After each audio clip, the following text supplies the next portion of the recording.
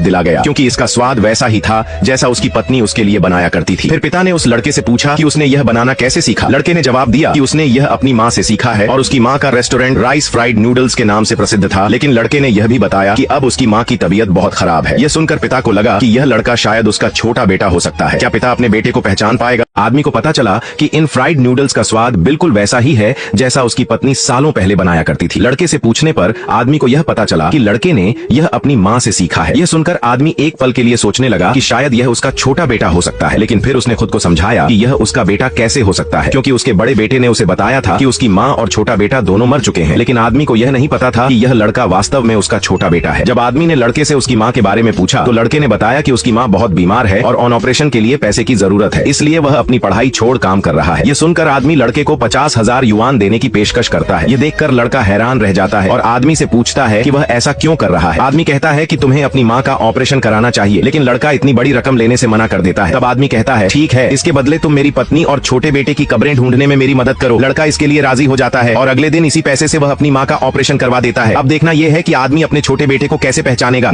बड़े बेटे ने अपनी माँ को जबरन एक विच्छेद समझौते पर हस्ताक्षर करने के लिए मजबूर किया, जिसका मतलब था कि बद्धा बेटा हमेशा के लिए उनसे रिश्ता तो रहा है। उस समय माँ अभी भी बीमार थी, लेकिन उसने और उसकी पत्नी ने लाभ के लिए अपनी माँ को छोड़ दिया। इस समय माँ का दिल पूरी तरह से टूट गया, यह देखकर कि उसका बेटा और बहू दोनों उसे इतना तिरस्कृत करते हैं। उसने अपनी आंखों में आंसू के साथ समझौते पर हस्ताक्षर करने का फैसला किया। माँ ने समझौते पर हस्ताक्षर कर दिए, जबकि बड़े बेटे को लगा कि वह आखिरकार बोझ से मुक्त हो गया है और खुशी से चला गया है। इसके बाद बेटे ने अपने पिता को घर बुलाया। उसने अपने पिता से भी हमेशा के लिए अलग होने वाले समझौते पर हस्ताक्षर करने के लिए कहा। तभी पिता ने कहा कि जब तुम मुझसे संबंध तोड़ोगे तो इसका पछतावा मत करना। बेटे ने जवाब दिया कि मैं तुम्हारे साथ संबंध तोड़ने के बाद और अधिक अच्छा जीवन जीऊंगा। बहू ने धमकी दी कि अगर पिता ने हस्ताक्षर नहीं किए तो वह उन्हें यह नहीं बताएगी कि उनकी पत्नी और छोटे बेटे की कब्र कहाँ है। समझौते पर हस्ताक्षर करने के बाद पिता के दिल में यह बात उठी कि इस बेटे का न होना ही अच्छा है। अगर वह अपनी करोड़ों की संपत्ति दान भी कर दे तो भी वह उसे बेटे को नहीं देगा। पिता अपने पत्नी और छोटे बेटे की कब्रों का पता लगाने के लिए गांव के मुखिया के पास गया और तब उसे पता चला कि उसकी पत्नी और छोटा बेटा अभी भी जिंदा हैं। बड़े बेटे ने उन्हें बताया था कि पिता की मृत्यु विदेश में हो गई है। इस समय उस आदमी को एहसास हुआ कि वह लड़का वास्तव में उसका छोटा बेटा था। लड़के को भी इस बात पर यकीन नहीं हुआ, क्योंकि उसके बड़े भाई ने कहा था कि उनके पिता मर चुके हैं। गांव के मुखिया ने जब लड़के को यह बात बताई तो उसे आखिरकार पता चला कि उसके पिता तो जिंदा थे। उस आदमी ने कहा, मुझे आपसे और आपकी माँ से माफी चाहिए। लड़के ने उत्साह से अपने पिता को पहचान लिया। जब उस आदमी ने अपनी पत्नी को पहचान लिया तो उसने कसम खाई कि वह भविष्य में उनके साथ अच्छा व्यवहार करेगा और उन्हें फिर से गलत नहीं होने देगा। बाद में वह आदमी उन्हें अपने आलीशान महल में ले गया। छोटे बेटे को यकीन नहीं हुआ कि उसके पिता इतने अमीर हैं। उस व्यक्ति ने कहा कि वह भविष्य में उन्हें मुश्किलों में नहीं पड़ने देगा। इस समय वह व्यक्ति अपने छोटे बेटे को एक अमीर व्यापारियों के निवेश संवर्धन बैठक में ले गया। अप्रत्याशित रूप से